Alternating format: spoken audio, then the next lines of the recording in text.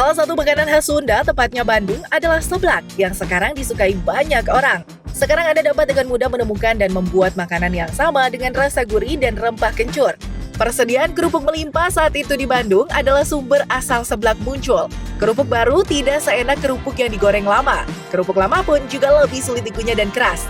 Dan lama-kelamaan mereka merasa sayang untuk membuangnya. Maka dari situlah muncul berbagai ide untuk mengolah kerupuk lama hingga menjadi menu seblak. Dalam bahasa Sunda, nyeblak memiliki arti yang luar biasa. Ada juga yang mengatakan bahwa seblak berasal dari kata segak atau nyegak, yang artinya menyengat. Mungkin karena ada artinya yang mengagetkan dan menyengat sesuai dengan rasa pedasnya yang suka bikin kaget dan juga rasa yang menyengat. Perbedaan seblak dengan makanan kuah lainnya seperti mie kuah pedas, sup pedas, tom yum, dan ada banyak lagi adalah contoh makanan yang berkuah pedas namun berbeda dengan isian seblak ya. Jika seblak memiliki beberapa karakteristik yang tidak ditemukan di makanan kuah lainnya. Bumbu utama seblak menggunakan kencur atau cikur dalam bahasa Sunda. Seblak kini beraneka ragam, mulai dari seblak khas Jawa Barat hingga seblak ala Thailand, yaitu bercita rasa tom yum, hingga seblak berlevel 1 hingga puluhan.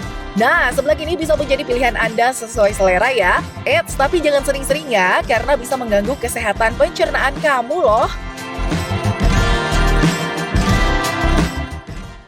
Pemirsa, kita masih dalam topik membahas seblak nih ya. Tapi aku mau nanya ke Mbak Dila dulu. Mbak Dila biasanya kalau makan seblak toppingnya apa aja nih? Kalau aku biasa seblak kue tiaw, ceker, telur, sama sayurannya sawi.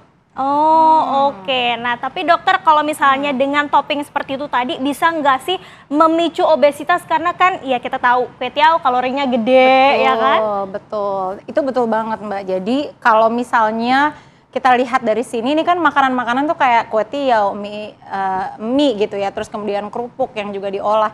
Itu semua adalah makanan dengan kalori tinggi karena mengandung karbohidrat. Sehingga betul kalau misalnya lagi-lagi adalah jumlahnya atau porsinya besar, kemudian frekuensinya sering, pasti tentu akan menyebabkan resiko terjadinya obesitas. Gitu. Apalagi tidak diimbangi dengan pola hidup sehat yang lain ya. Oke, berarti fakta atau mitos dok, mengkonsumsi seblak bisa menyebabkan batu empedu. Karena ya itu tadi dokter tadi mention obesitas ya kan? Betul, sebenarnya itu bisa dibilang mitos.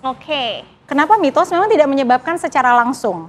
Karena kalau memang seblaknya gitu yang bikin batu empedu itu mitos. Tapi kita lihat, karena kalau misalnya makanan-makanan yang tadi disebutkan dengan kalori jumlahnya tinggi, kemudian jadi surplus kan energinya, surplus kalorinya sehingga akan menyebabkan obesitas. Kemudian bahkan nih kan beberapa nih misalnya penggunaan minyak yang banyak, penggunaan tepung-tepungan, nah itu juga akan berisiko meningkatkan kolesterol dan lemak yang tinggi. Nah itulah yang akhirnya menyebabkan resiko terjadinya batu empedu. Jadi tidak secara langsung seblaknya, tapi lebih kepada obesitas dan kolesterol yang tingginya nih gitu yang menyebabkan resiko terjadinya batu empedu. Oke, nah dok, tapi kan ini ada sayuran juga di seblak ya yang memiliki serat tinggi, ada kencur juga yang memiliki vitamin untuk tubuh kita. Itu bisa nggak sih mengimbangi dok? Mengimbangi, nah tergantung jumlahnya ya. Karena kalau kita lihat di sini semangkuk seblak ini kayaknya sayurnya nggak banyak. Kayaknya mie-nya nih yang penuh nih. Mbak Dila, porsinya sejumbo ini nggak nih Mbak Dila? Oh enggak. Porsinya reguler ya. Sayurnya lebih banyak atau lebih banyak mie-nya? Lebih banyak sayurnya. Oke. Jadi mungkin kalau misalnya syukur alhamdulillah. Jadi kalau misalnya memang ternyata lebih banyak sayurnya, itu bisa mengimbangi tuh gitu. Jadi kalau memang tidak lebih banyak mie-nya atau lebih banyak yang karbohidratnya tinggi, bisa sedikit mengimbangi kadar seratnya atau protein nabatinya dibandingkan oleh karbohidrat. Oke, nah dok, abis ini kita akan menjawab pertanyaan Instagram. Tapi jangan kemana-mana dulu ya pemirsa, usai jeda kita akan kembali hadir untuk Anda.